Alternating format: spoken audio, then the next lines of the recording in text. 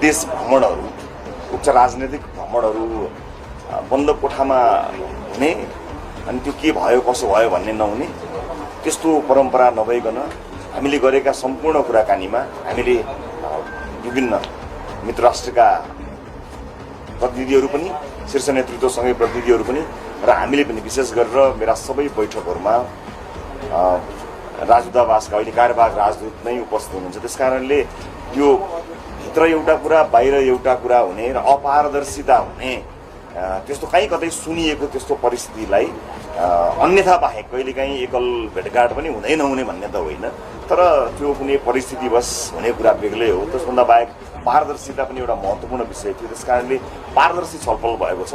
छलफलका विभिन्न चरणहरूमा हामी प्रवेश गरेका छौँ र विशेष गरेर यो राजनीतिलाई अलिकति अर्थ राजनीतिमा परिणत गर्ने र हामीले अवलम्बन गरेको विकास कूटनीति, डेभलपमेन्ट डिप्लोमेसी र त्यसलाई आधार मानेर हामीले छलफलहरू गऱ्यौँ र विशेष गरेर नेपालले एउटा ऐतिहासिक जनमत प्राप्त गरिसकेपछि छिमेकी राष्ट्र भारतको त्यो परिप्रेक्ष्यमा त्यो लगत्तै भएको यो भ्रमणमा हामीले गर्नुपर्ने कुराहरू धेरै थिए।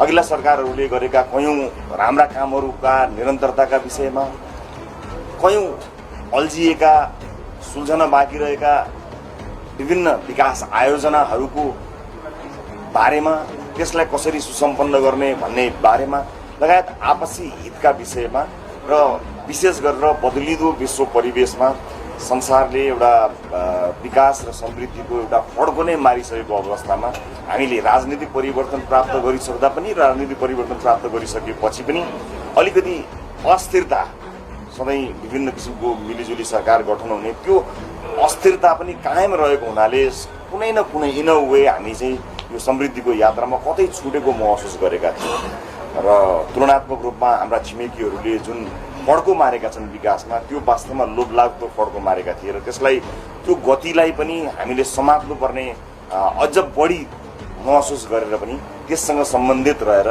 भ्रमण र भेटघाट भएको र त्योभन्दा पनि महत्त्वपूर्ण कुरा चाहिँ अब भारतीय जनता पार्टीको निमन्त्रणामा, भाजपाका अध्यक्षज्यूको निमन्त्रणामा यो पार्टी टु पार्टी, पार्टीदेखि एउटा पार्टी र अर्को पार्टी बिचको सम्बन्ध पनि विभिन्न कुराहरूको आदान प्रदान गरिरहँदाखेरि अझ त्यसले लोकतन्त्रलाई अलिक मजबुत पनि बनाउँछ र एक देशको एउटा सत्ताधारी पार्टी र अर्को देशको अर्को सत्ताधारी पार्टीका बिचमा त कयौँ कुराहरूको चाहिँ आदान प्रदान हुँदाखेरि सरकार सञ्चालनका कुराहरू, पार्टी सञ्चालनका कुराहरू र फेरि भाजपा एउटा संसारकै सबैभन्दा धेरै सदस्य भएको ठुलो राजनीतिक दल भएको हिसाबले पनि हामी दलका रूपमा भर्खरै उदाएको दल भएका हुनाले त्यसमा राजनीतिक दलका रूपमा पनि विभिन्न आदान प्रदानहरू हुन सक्ने भएको हुनाले र त्यसका उद्देश्यका लागि आएको निमन्त्रणा थियो। त्यही सन्दर्भमा उच्च राजनीतिक नेतृत्वसँग भेटघाट भएको हो र भेटघाटमा भएका विषयवस्तुहरू दुई देशको हितका विषयमा, विशेष गरी हामीले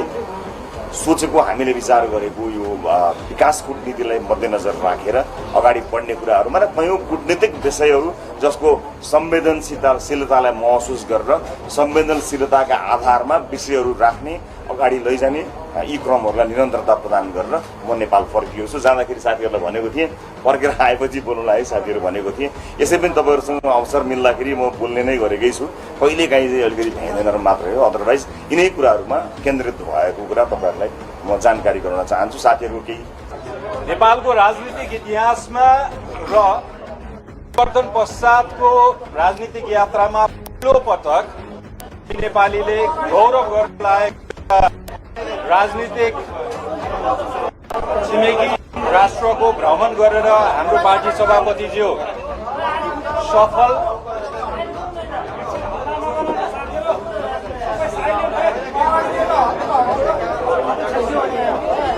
तपाईहरु चुप लाग्नुस् है।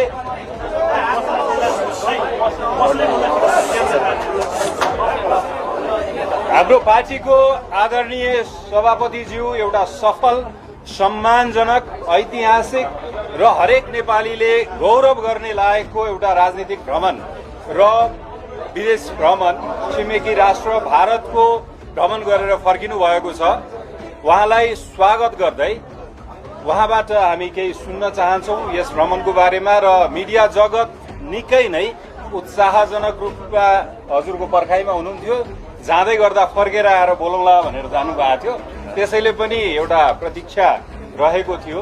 सबैजनाको उपस्थिति, यो हामीप्रतिको स्नेह, यो जुन महत्त्व दिनुभएको छ त्यसप्रति हामी सम्मान व्यक्त गर्दछौँ। व्यक्तिगत तर्फबाट र पार्टीको तर्फबाट तपाईँहरूप्रति कृतज्ञता छ यो विशाल उपस्थितिप्रति। र पार्टी सभापतिज्यूबाट यस भ्रमण, यसको उपलब्धिको बारेमा हामी सुन्न चाहन्छौँ। त्यसपछि हामीसँग समय रहेमा प्रश्न लिउँला। र अहिले पार्टी सभापतिज्यूलाई हामी सबैको तर्फबाट स्वागत गर्दै र यो सम्मानजनक एउटा गौरव गर्ने लायकको जुन नेपालको राजनीतिज्ञबाट भ्रमण भएको छ यसप्रति हामी उहाँको यस भ्रमणप्रति पनि आभार छौँ।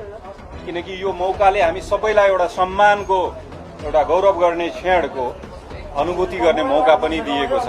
र म पार्टी सभापतिज्यूलाई अनुरोध गर्न चाहन्छु उहाँको केही अनुभव यहाँ सेयर गरिदिनको लागि।